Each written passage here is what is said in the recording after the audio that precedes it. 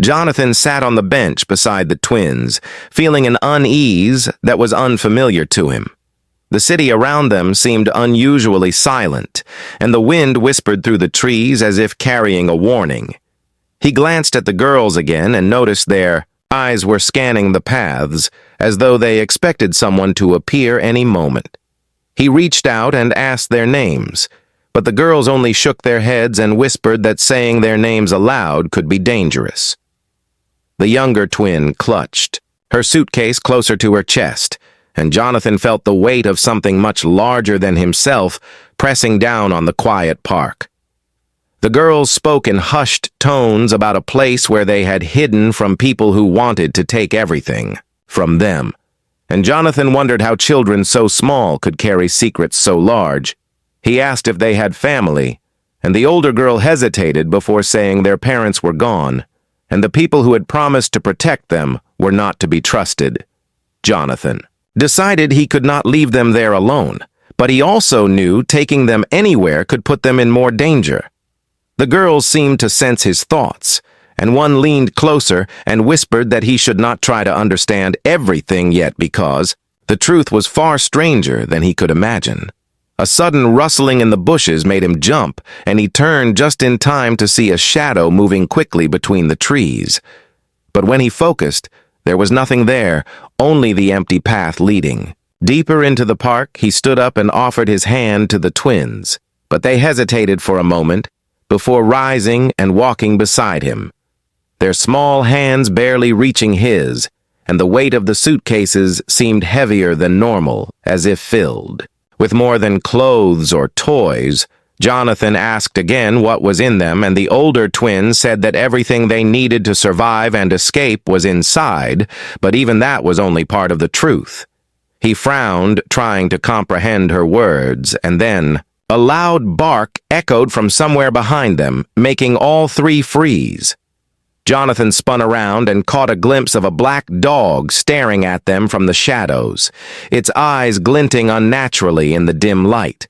Before it vanished into the darkness, they walked further into the park, and Jonathan felt an unshakable feeling that they were being followed. His instincts screamed at him to turn around, but the girls moved steadily onward, and he did not want to frighten them further. He tried to ask again about the suitcases, and the girls exchanged a glance that Jonathan did not understand, but one of them said the suitcases were not just for travel, they were for protection, and anyone who tried to take them would face consequences. They spoke as if they had seen the worst of the world, and Jonathan realized that even as a billionaire he had never encountered courage like this in children. A sudden gust of wind blew over a piece of paper from one of the suitcases, and it landed at Jonathan's feet. He picked it up and saw strange symbols drawn in careful lines. The older twin whispered that it was a map, but not to a place. It was a warning. Jonathan felt a chill run down his spine as he tried to read the symbols and then looked up to see a man standing across the park just beyond the lampposts. He was watching them silently, and Jonathan could not tell if he was real or some trick of the fading light. The girls seemed to notice him too, and the younger one gripped the suitcase tighter and whispered, "He is one of them, and we have to move before he comes closer." Jonathan started walking faster, and the girls followed him quickly yet cautiously. The park seemed endless, and every shadow held a new danger. The older twin whispered that the night was not their friend, and that the city could be cruel if one was unprepared. They spoke as if they had already escaped something unimaginable, and Jonathan wondered how such small lives could carry such weight. He felt his heartbeat quicken when the sound of footsteps echoed behind them.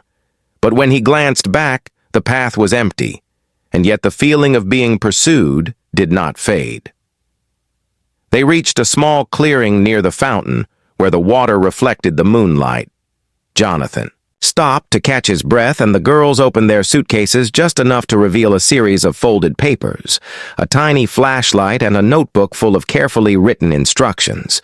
The older twin whispered that these were the rules they had been taught to follow to survive, and Jonathan felt a shiver as he realized these children were more prepared for danger than he had ever been in his life. He asked again who was after them, and the girls only said they would know soon enough and that he should not ask too many questions or the consequences could be dire.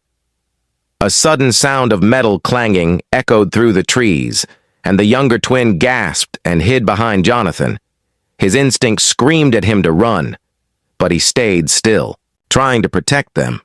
The older twin said that this was just the beginning, and that what they were running from would not stop until it got what it wanted. Jonathan looked around frantically, but the park was empty, yet the sense of being watched was stronger than ever. He felt the hairs on his neck rise, and then a cold hand seemed to brush against his shoulder. But when he turned, no one was there. Only the faint rustle of leaves and the distant sound of something moving quickly through the underbrush.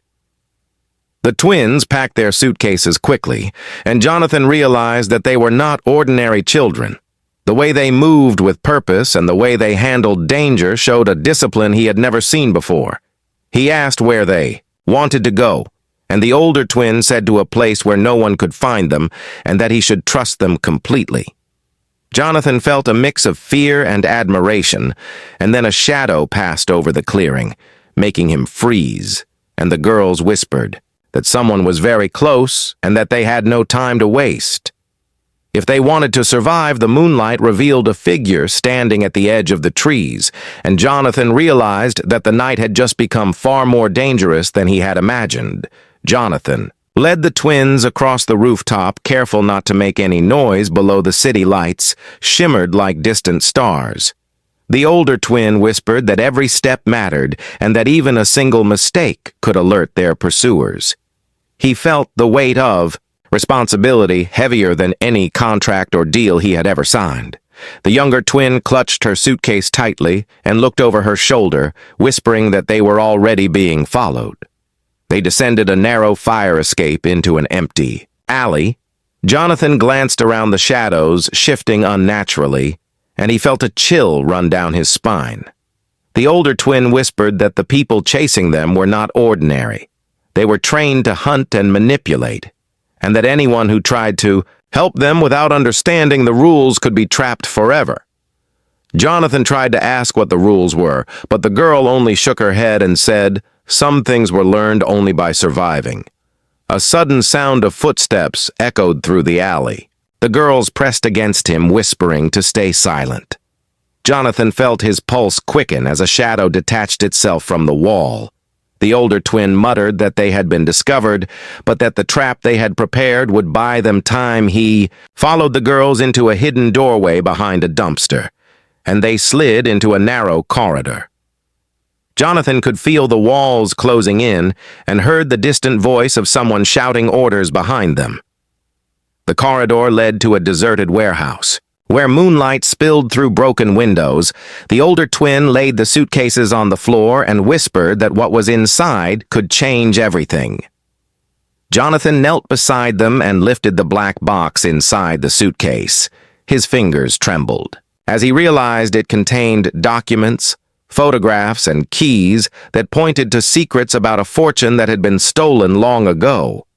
The younger twin whispered that the people hunting them would stop at nothing to get it back.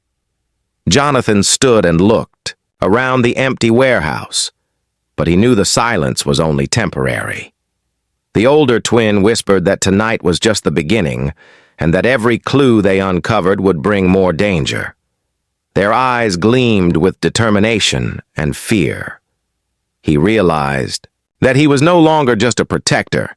He was part of a game far bigger than he had ever imagined, and that the night ahead would demand everything from all of them.